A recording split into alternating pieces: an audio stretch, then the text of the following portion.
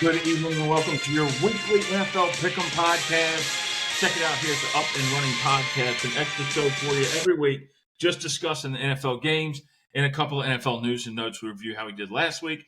Another week of 10-6. Had some upsets, had some craziness going on, but at the end of the day, another good football week. Biggest upsets of the week would be Seattle losing to the Giants, San Francisco losing to Arizona. Washington dismantling Cleveland isn't an upset, but a surprise that Washington's that good. But outside of that, just a regular week up and down the board. Miami, New England, horrible game. But let's kick it right off with Thursday Night Football as we start in Atlanta with the Tampa Bay Buccaneers. We're going to go to overtime in this one, 36-30. Cousins throws for a career high, 509 yards. Hits Hodge in overtime to give the Falcons a win. Kirk Cousins did everything he could to win that game. Baker Mayfield did everything he could to win that game and just couldn't get it done. The first half was great for the Buccaneers, and the second half not so much. Atlanta made some adjustments, but Atlanta played well in all four quarters and in overtime. We move forward to the first London game, and this is where things get interesting. The Vikings, 5-0, beat the Jets 23-17. They hold off last-second try by the Jets. The Jets, meanwhile, in the upcoming week, Aaron Rodgers gets in the owner's ears. I know he's going to deny this forever and ever, but Robert Saleh is out. He is fired, making $20,000 a day for the next year and a half as they buy him out of his contract. And here's another big thing that just came out today. Nathaniel Hackett will not be calling plays. He will remain the offensive coordinator, but he is no longer the play caller for the New York Football Jets, as Aaron Rodgers has had his say about the head coach, and the new head coach, our temporary head coach, is saying, we're out on Nathaniel Hackett for right now. We're going to give the play calling ability to somebody else. Interesting to see how that goes. Again, Aaron Rodgers should just retire. There's no chance that Jets make the playoffs or win a Super Bowl. You are ruining other people's chances in a franchise that, as much as I love them losing, we cannot be ruining franchises trying to let these old men hang on to their dreams, a la Tom Brady in Tampa. That's the way you do it. You realize you can't do it, you get out. Unlike LeBron James, who is still playing well in this soft NBA, but get rid of him, move on Lakers, and get you a team, not sign his son, who is horrible. As we move forward, we go to the Panthers and the Bears. A tale of two different teams here. The Bears started out the season with a win, and their quarterback looked horrible, but Caleb Williams showed up this week, 36-10. The Panthers are horrible. We'll have the first pick in the draft unless they trade it away for some ungodly reason this season, too. Bengals and the Ravens, an all-time great shootout. You got a 41-38 score in overtime. Justin Tucker hits a field goal after Derrick Henry finally gets a big run, wins the game, 41-38. Ravens over the Bengals. They're 3-2. Bengals are 1-4 and 0-3 at home, looking terrible. The Dolphins versus the Patriots, again, this is a trash game. Makes you want to throw up. I wrote my notes, blah. It's so bad. It's so bad that they cannot score more than 26 points in this game. 15-10, Miami pulls away and wins the game after a 3-point first half. They get 12 in the second, 15-10. This is the most disgusting thing I've ever seen. This is just... neither quarterback got to 200 yards. It really is. It's just so gross. Browns, Commanders. The Commanders came out, Jaden Daniels again, and just rout the Browns. The Browns are in a really bad spot. They're paying a guy way too much money for too little. It's pretty awful. Moving on to the Jacksonville Jaguars and the Indianapolis Colts. Lawrence comes up big. It was his birthday. The Colts scored 24 points in the fourth quarter. The Jags scored 17, and they still got him 37-34 Jacksonville. Bills, Texans. Wow. The head coaching in Buffalo is terrible. He's on his way out if they don't make a deep playoff run this year. Josh Allen didn't really do much, but could have made some better plays down the stretch, could have won the game. But the Texans, don't look now, 3-0 at home, 4-1 on the season, looking good. They win 23-20. Broncos and the Raiders. Patrick Surtain has 2 picks in this game, 34-18. The Broncos take it to him. Is Bo Nix showing up? Highly doubt we want to go that route right now. 19 for 27, 206 yards, 2 touchdowns, but could be there.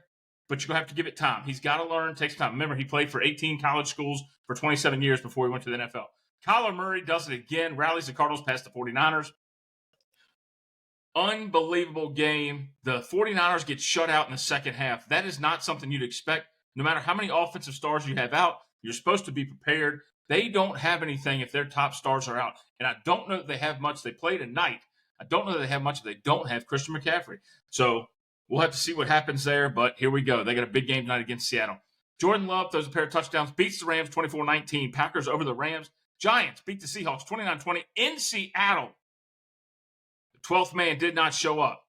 The Cowboys on Sunday Night Football showed up and beat the Steelers. Talk about a rivalry that hadn't existed, hasn't needed to exist in years, because the Steelers have dominated the Super Bowl category. Dak Prescott throws a touchdown pass with just some seconds left on the clock to beat the Steelers in Pittsburgh. 2017 Cowboys over the Steelers. And on Monday Night Football, the Chiefs beat the Saints 26-13 after knocking Derek Carr out. Let me tell you something. The Chiefs are 5-0 and 3-0 at home, but I can tell you they are horrible. Somebody's going to catch them. If they don't catch them now, they're going to catch them in the postseason. They've got to get healthy and got to find some receivers. And Patrick Mahomes has got to stop making mistakes. 6 touchdowns, 6 interceptions as of this past week.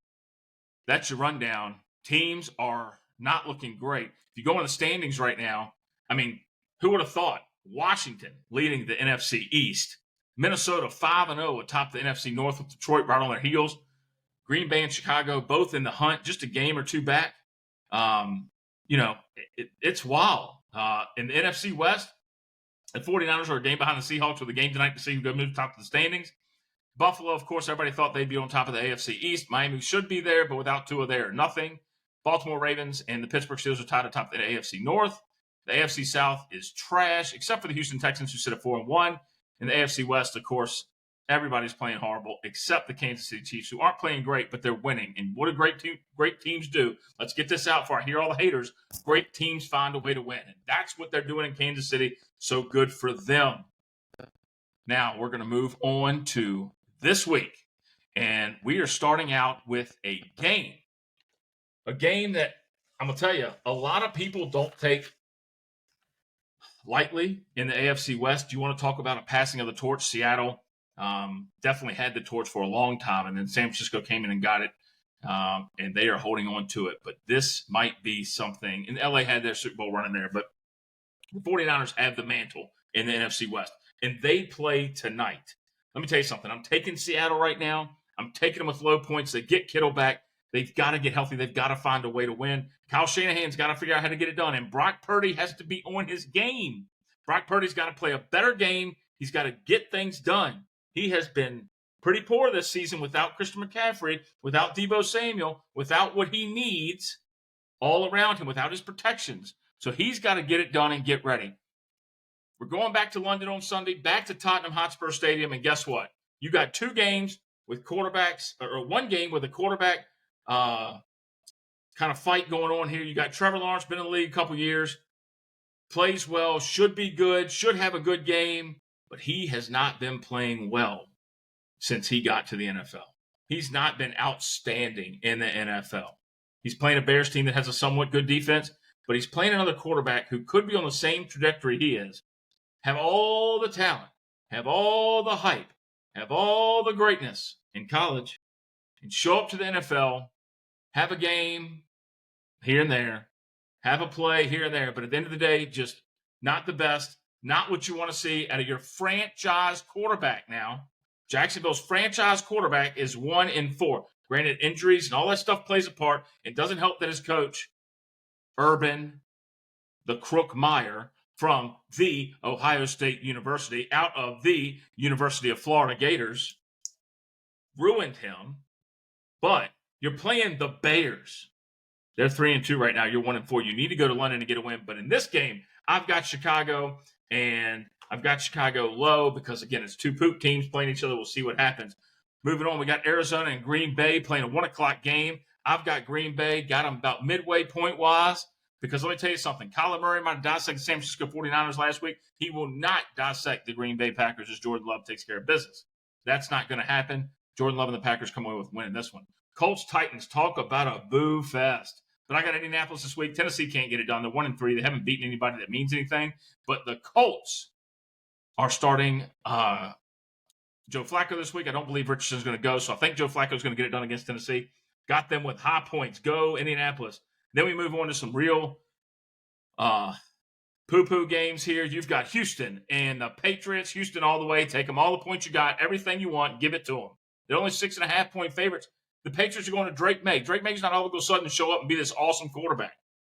Okay? You got C.J. Stroud. You got Stephon Diggs. And you got a horrible Patriots team. Texans by 2 touchdowns. Book it. Guarantee it. Done. 13.5. Give them to them. Give them 20. Might win by 3 touchdowns. Bucs Saints should be a good game, but Derek Carr got knocked out. Tampa Bay all the way. Gave them the most points on the confidence pool this week because they're going to get it done. The next game, Cleveland, Philly. Come on, man. Cleveland can't beat themselves out of a wet paper bag. Deshaun, touch it too much. Watson, he is horrible. Giving the Eagles 14 points. This is a confidence pool, not a betting thing. We're just putting how much out of the games you give the points to. So Philadelphia is getting the 3rd most points I can give out this week because they're going to demolish the Cleveland Browns. This is a little bit of a heartfelt pick. I want to see Jaden Daniels do great, but Washington and Baltimore taking the Ravens and giving them just a little bit more than the smallest amount I can give them. But I think the Ravens come away with a win. Should be a close game. Should be a shootout. Unless the Ravens control the rushing game with Derrick Henry, should be a shootout. Should be a fun game to watch. 1 o'clock on CBS. Set your TVs. Is the game of the week. Everybody wanted to flex it. Everybody wanted this game. The NFL wanted to move it all over the place for prime time. But it's at 1 o'clock on CBS. Check that game out. Then we're going to the West Coast. We got the Chargers and the Broncos. Bo Nix gets it done again against the pitiful Chargers offense run by Jim Harbaugh out of the University of Michigan. And let me tell you something. He couldn't have run from college fast enough, but he's finding out real quick. Maybe the NFL isn't what I thought it was when I had the San Francisco 49ers. The San Francisco 49ers probably regret getting rid of him, but at the end of the day, he's not doing much in L.A. Maybe San Fran is his home and the sweet spot, but L.A. is not. 2-2, 1-1 away. They're going to take another loss here in Denver. It's going to be a rough week for him. Then we move on to the Steelers and the Raiders. Pittsburgh's got this game. This thing is locked up. They're changing quarterbacks now. The quarterback they're changing to gives Devontae Adams a little bit better game plan. He's done a lot with Devontae Adams, but here's the thing. Devontae probably doesn't play. Max Crosby doesn't play. You have no defensive stalwart there to take on whoever plays quarterback. I don't care who it is. Whoever plays quarterback for the Steelers is going to be better than that Raiders defensive line. So we're taking the Steelers this week big time. The next game of the week, the 425 tilt on Fox, the Lions and the Cowboys have got Detroit, giving them 3 points in my 3rd pick, or my lowest point pick in the confidence pool with 3. There's 4 teams on bye, so 1 and 2 don't count this week. But I'm taking the Lions just because I don't think Dak Prescott can get it done. And the Lions have a formidable defense with a running game, Jameson Williams in the passing game, Gibbs and what they're doing with Jared Goff at the quarterback. I think their offense is going to do enough to the defense. Even though Dallas has all of their corners and all of their safeties healthy this week, I still think Detroit takes it out. But it's going to be a 31-28 game. Mind you, it's going to be a shootout. Dak Prescott does his stuff, but he's going to throw a couple picks that are going to be costly. Maybe even another pick 6. Then we move on to Atlanta and Carolina. We all know what's going to happen here. Atlanta, 24. Carolina, 3. 3-touchdown win for them. Kirk Cousins is going to go crazy. Carolina is terrible this year. They're going to continue to be terrible. And the tilt that we never thought we'd see, the Cincinnati Bengals led by Joe Burrow, who's been healthy for 5 games this season, against the 2-3 Daniel Jones-led Giants. Cincinnati is who we're taking this week, and we're taking them with a high amount of points. They should destroy the New York Giants. On Sunday Night Football, you've got a 1-4 versus 2-3. I know everybody's had 8 games. I mean, Miami shouldn't be on there anymore, but they've been on there once since Tua was out. But let me tell you something. Cincinnati over the Giants. Go Bengals. The last game, AFC East tilt. The best thing that could happen would be this game ending in a tie. But you got the Josh Allen-led Buffalo Bills versus the CEO, Aaron Rodgers, Aaron run New York Jets suck on Monday Night Football. And let me tell you something. Aaron Rodgers is not somebody you want working for you. You don't want him playing quarterback for you because all he's going to do is he's going to cause turmoil. Head coach fired. His best friend, the offensive coordinator, gets demoted because the coach that took over, the interim head coach, knows that that's a problem. Why do we let these players dictate what you do? LeBron James and Aaron Rodgers are no different, except LeBron's got rings. Rodgers has a ring with a G, not an S. I can't explain how upsetting it is that we continue to let these players dictate how the coaches handle things. Meanwhile, Buffalo's head coach can't get his head out of his rear end to make the right calls so they can win games. Who throws the ball 3 times when you've got clock to run out? This should be a good Monday night football game. I'm excited for it. Just take the names off the jerseys so I don't have to look at them. But it should be a good game. You got 3 games this week. Well, 4 games this week, including tonight. The 49ers in Seattle. You got Washington and Baltimore. You got Detroit and Dallas. And you got Buffalo and the Jets. If the Jets play to potential, they can play with the Bills. Now, don't get me wrong. The Bills lost to Houston. But the Bills are still a good team through and through. When they distribute the ball the way they have without Diggs, they're a good team. Detroit and Dallas should be a great game. As long as Dallas don't show up like they did against the Saints and get beat 44-19, Detroit and Dallas would be a great game on Sunday afternoon. But Washington, Baltimore, you've got 2 of the highest powered offenses, 2 of the best running games. My favorite running back in the league, Derrick Henry, who should be running all up and down the field in Baltimore this weekend, which I hope he does. I love watching him run hard. That's going to be a game to watch. 1 o'clock, 4 o'clock, tonight and Monday night are your 4 games. They're my 4 picks of the week, and I'm going to give you my picks again. The 49ers over Seattle, Baltimore over Washington, Detroit over Dallas, Buffalo over New York. Take those 4 and parlay them, see what you can come up with. Let me tell you something. The NFL is a great parity central athletic event every week. Anybody can beat anybody, but here's the key. As we move into week 6 this week, and we move into week 7 and 8, after we get to 8, I know that's halfway through the season, but once we get to 8, we're going to be able to tell who can do what. We're going to be able to tell where teams are going to fall. We can already tell that Miami, without a quarterback named Tua, is horrible. We can already tell that the Patriots are years away from being great. We can already tell that Washington is the next Houston. The 49ers need McCaffrey. They also probably need a quarterback. Or maybe their pieces are getting old. Geno can't get it done all by himself. Jordan Love's not what you thought he was. Indianapolis and Tennessee and Jacksonville are horrible. Houston will win the AFC South for the rest of the decade. Atlanta's okay with Kirk Cousins. Carolina's years away. The Giants are going to be 50-50. They're going to be the 8-9, 9-8 team for the next 10 years. The Jets failed with Aaron Rodgers. They're going to fail again. They're going to be miserable for their lifespan. Cincinnati's not great, no matter who you got. They got 2 all-star wide receivers and Burrow, and they still can't get it done. Probably shouldn't have gotten rid of Mixon. Need that running game. Buffalo's never going to go to the Super Bowl. But one thing remains constant in the NFL. Last year, the year before that, and the year before that. Great teams find a way to win. Great head coaches find a way to win. We talk about all the injuries on the Kansas City Chiefs, yet they're still 5-0, led by Andy Reid, who has done his job in KC, and they are doing their thing. No questions asked. They don't care.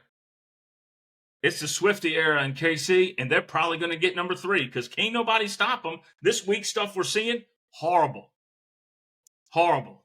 But here we go, the last 30 seconds of the show. Let me give it to you. We're going to go right now. Everybody check us out on X, at BamaTurk46, at Up and Running Pod. Tonight's game, 49ers versus Seattle. Get right turn and get it done against Geno Smith in Seattle. Will the trophy man show up and really affect the San Francisco 49ers tonight? I don't know. But let me tell you this. The 49ers will get the job done. Mason Harrell will be happy. And if it's a great game, they're going to win by 20 to 25 points. It's going to be a blowout. An absolute blowout. And we put my music in. Love it. Go San Francisco. We'll peace. I'll see you Tuesday or Thursday morning. Catch you next time. Have a good weekend.